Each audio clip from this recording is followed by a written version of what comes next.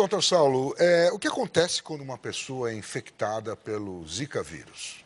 Normalmente, depois de um período da picada, que é em torno de 5 até 10 dias, isso é muito variado, a pessoa começa a apresentar alguns sintomas que são considerados como se fossem similares à gripe.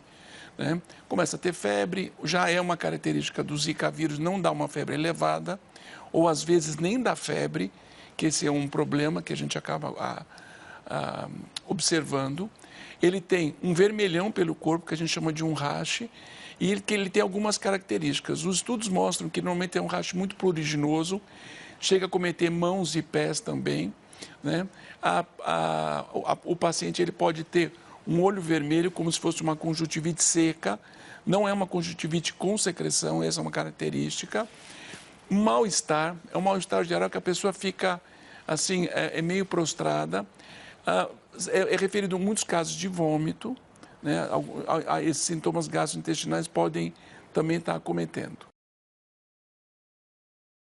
É o mesmo tratamento que se usa para a dengue, né? Ou seja, você vai repor bastante líquido, você deve utilizar analgésicos que não sejam do grupo da aspirina, por conta que acha que, como ele é um parente, vamos dizer assim, da dengue, você teria que ter os mesmos cuidados. Então, pode mexer com a cascata de coagulação, você teria problemas, você poderia estar utilizando remédios só para o prurido, banhos mais frios, né? Isso ajudaria. E repouso, porque habitualmente essas pessoas ficam muito cansadas, então o repouso é uma coisa que é meio que natural no tratamento.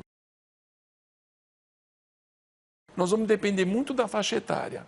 Na grávida, né, a gestante que está no primeiro trimestre de gravidez, se for picada e esse mosquito estiver contaminado, ela vai desenvolver uma infecção e no primeiro trimestre, nas primeiras 12 semanas, pode vir a desenvolver alterações desse sistema nervoso, porque esse vírus ele tem um tropismo para o sistema nervoso, ele gosta do sistema nervoso. E ele faz lesões importantes no sistema nervoso, chega a fazer inclusive amolecimento do cérebro e leva à microcefalia. E a microcefalia é uma doença extremamente grave para a criança, porque como ele tem uma predileção, ele gosta do cérebro que está desenvolvido, que está em desenvolvimento. Então, quanto mais precoce essa gestante tiver e for contaminada, maior é o dano. É evidente que essa correlação entre a microcefalia e o Zika está sendo bastante forte, mas ela ainda não está totalmente comprovada. O Ministério da Saúde acha que existe de fato essa correlação, mas é uma doença que nós estamos há menos de um ano no nosso país, estamos um ano. Então, acho que a gente precisa ainda aprender muito com essa doença ainda. Então, nessa faixa etária gestante, é um tipo especial. No bebê, ainda, tudo que acontece no bebê normalmente é mais sério. Nós temos, o Zika matou hoje no Brasil, que tem relatado 3 casos. 2 casos de um adolescente e um adulto que já tinham doenças, né? Então eram portadores já de doenças de lúpus, doenças mais sérias, já eram imunocomprometidos, e um bebê, um recém-nascido. Então a gente vê que esse bebê também se porta como um grupo de risco importante. E aí vem o grupo das crianças e dos adolescentes, que ele dá esse tipo de manifestação como se fosse uma dengue leve. Ainda está se estudando o porquê, né? Porque, por exemplo, na dengue você tem reativação, você tem novas infecções, no Zika você não sabe ainda isso. Tem grupos de estudo estudando só a questão da imunologia para saber. Na Polinésia Francesa, foram descritos alguns casos de microcefalia. E no Brasil, nessa questão de um ano, nós aumentou em 20 vezes o número. E microcefalias graves, não é só uma microcefalia leve ou moderada, microcefalias graves que vai levar o comprometimento dessas crianças para o resto da vida. Ele tem esse tropismo por essa célula, ele impede o seu crescimento, porque o cérebro ele vai crescer até um período, né, principalmente no primeiro ano de vida, e esse vírus não vai deixar crescer. Além de tudo, ele calcifica o cérebro, tem áreas de calcificação, tem áreas que ele vai ter porencefalia, que são, vamos dizer assim, grosseiramente falando, buracos que acabam acarretando no cérebro. Vai levar uma grande porcentagem à surdez. Está sendo descrito casos agora de cegueira, que tem uma alteração na mácula que vai levar futuramente à questão da cegueira. Quer dizer, os danos é devastador para a criança. Isso daí é uma produção que o organismo faz, um autoanticorpo contra as suas bainhas nervosas. Então, essa pessoa vai perdendo a aquisição dos reflexos, vai se danificando. É como se fosse um fio de eletricidade que fosse perdendo toda a capa protetora. E aí os impulsos não vão seguindo.